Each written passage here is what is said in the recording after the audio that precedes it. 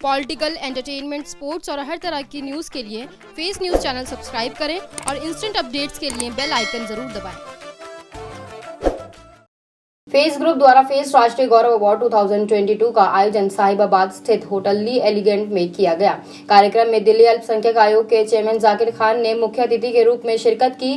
Face group के chairman doctor Mushtaq Ansari की अध्यक्षता में आयोजित इस 22वें वार्षिक सम्मान कार्यक्रम में मंडोली जेल के डिप्टी सुपरिटेंडेंट धर्मेंद्र सिंह मौर्य विशेष अतिथि के रूप में उपस्थित रहे। इस मौके पर दबंग दुनिया ग्रुप के चेयरमैन और मशहूर सिंगर किशोर वाडवानी ने सेलिब्रिटी कलाकार की हैसियत से कई गीत पेश किए और इंटरनेशनल शायरा व सिंगर अना दहलवी ने भी किशोर वाडवानी के साथ 2 युगल गीत प्रस्तुत किए। इस कार्यक्रम में सर्वकोण वोल्टेज स्टेबलाइजर के CMD Haji Kamruddin Siddiqui, Hashmi group of companies के सीईओ हकीम अयाज हाशमी के बिहाफ पर manager Nadeem Ahmed, Kala Niketan international school के chairman OP Rai, the report Hindi के एडिटर वसीम अकरम त्यागी, शिक्षाविद मोहम्मद इलियास सैफी, वासुदेव फाउंडेशन के चेयरमैन डीके वासुदेव, फिक्की के सचिव सलीम अंसारी, समाज सेवी Arvind Vats, international award winner doctor Parin Somani, film अभिनेत्री नेपाल नीतू कोइराला, राष्ट्रीय सहारा उर्दू के journalist FA Siddiqui, news watch India से सुदामा पाल, के न्यूज से मोहम्मद शान, ब्लॉगर श्रेया सहाय, डॉक्टर मोहम्मद इमरान, डॉक्टर कमरुल हक, मॉडल एक्ट्रेस सुगम शेखावत, शगुन ग्राफिक्स के डायरेक्टर सौरभ सिंघल को विशेष अतिथि के रूप में सम्मानित किया गया। मंच का संचालन बहुत ही खूबसूरत अंदाज में जागृति चतुर्वेदी द्वारा किया गया। इस कार्यक्रम में दैनिक राष्ट्रीय सहारा के ग्रुप एडिटर अब्दुल माजिद निजामी, खबर का सच के editor Israr Ahmed, the nation के editor Syed Akram Rahman, Feedwell IT solution के general manager Nitin Bharti, projector manager Himanshu Chawla, समाज सेवी Rajbala Singh, Deepti Tiwari, famous model and actress Angelina Sangma, योफिसिस वाईफाई एंड डिजिटल वर्ल्ड के CEO गौरव प्रिया सिंह, चेन्नई हाईकोर्ट की डिप्टी रजिस्ट्रार के अर्जुनोदयम सहित 30 लोगों को फेस राष्ट्रीय गौरव अवार्ड से सम्मानित किया गया। इस अवसर पर आयोजित सांस्कृतिक कार्यक्रम में singer Mohit Khanna, Vivek Upadhyay, Abhishek Khandelwal, Kashish, Geetika Kashyap, Halchal Jain, BR Chauhan, dance performer Simran, Nandini व पीहू त्यागी आदि कलाकारों ने अपनी कला का बेहतरीन प्रदर्शन किया। कार्यक्रम की सफलता में नेहा शर्मा, बिलाल अंसारी, डॉक्टर R सुरेश बाबू, अनुष्का चौहान, उज़मा अंसारी, मोना सिंह, अशफाक खान समीर, जैनब अंसारी, जितेंद्र जीतू आदि की कड़ी मेहनत रही। आज ये राष्ट्रीय गौरव अवार्ड डॉक्टर मुश्ताक अंसारी साहब ने जो प्रोग्राम रखा, इसमें पूरे हिंदुस्तान से, खास तौर से साउथ इंडिया से बहुत सारे लोग आए, बहुत सारी डिग्रीज दी गई, काफ़ी लोगों को नवाजा गया जो अलग अलग फील्ड में अलग अलग काम कर रहे हैं और समाज के लिए लोग जो जुड़े हुए हैं। तो फेस ग्रुप ने ऐसे लोगों को ढूंढा हिंदुस्तान से जिनके अंदर अपनी काबिलियत थी और उन्होंने अपनी काबिलियत के बल पे चेन्नई से, बेंगलोर से और बहुत जगह से लोग यहाँ पे आए हुए हैं और उनको सबको सम्मानित किया गया। ये हमारे लिए बहुत ही खुशी की बात है और इसमें हमने भी पार्टिसिपेट किया। तो ये हम डॉक्टर मुश्ताक अंसारी साहब को ख़ास तौर से स्पेशल थैंक्स देना चाहेंगे कि उस तरह के अच्छे प्रोग्राम करते रहते हैं और ये जो प्रोग्राम ऐसे होते रहने चाहिए। समाज में लोगों को पहचान मिलती है कि कोई अगर कहीं काम कर रहा है तो उस काम को अगर एप्रिसिएशन मिलता है तो उसके काम करने का जज्बा डबल हो जाता है।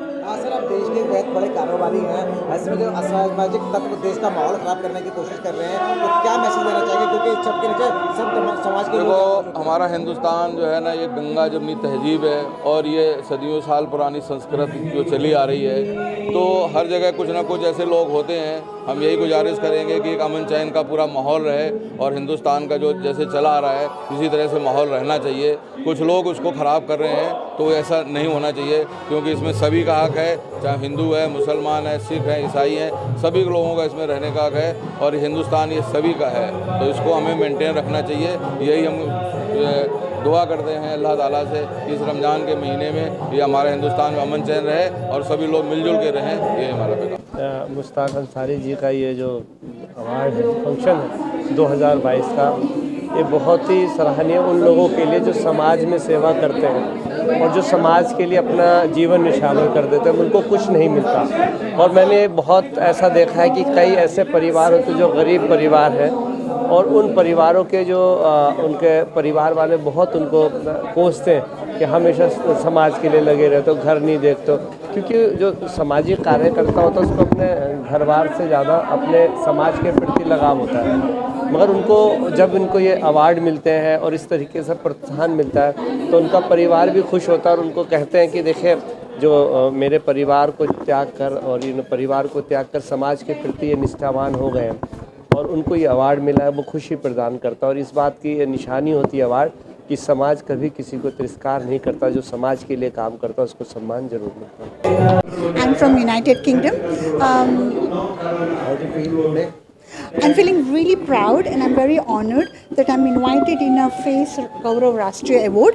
I go to many award ceremonies, but I think so this is a very important because it's the award itself says face of Rashtriya Gaurav Award. So that means the people who have got the award, they are the face of this amazing award given by this Ansari, Dr. Ansari ji and Bilal Ansari, and a lot of people are involved. But I think so by getting this, I also got this award. So I feel myself that this is one of the nice thing and feeling proud of the nation, how we can help the society.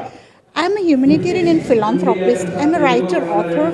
I do a lot of work for the community around the globe. Recently, since I am just working on the academic chapter for the United Kingdom plus for the whole over the globe, I feel that there are a lot of things which India needs to do. So I have traveled more than 87 countries around the world, and my main aim is to help on the women empowerment, education, and on the youth development. So I think this platform has given me a lot of work that I can help the society. The message I would like to give to our future generation that in this pandemic the world is upside down. We want to bring it back around. How can we do that? There are 3 pieces of advice which I would like to share on the line and off the line. Number 1, first of all, you need to believe in yourself. When you believe in yourself, the world will believe you.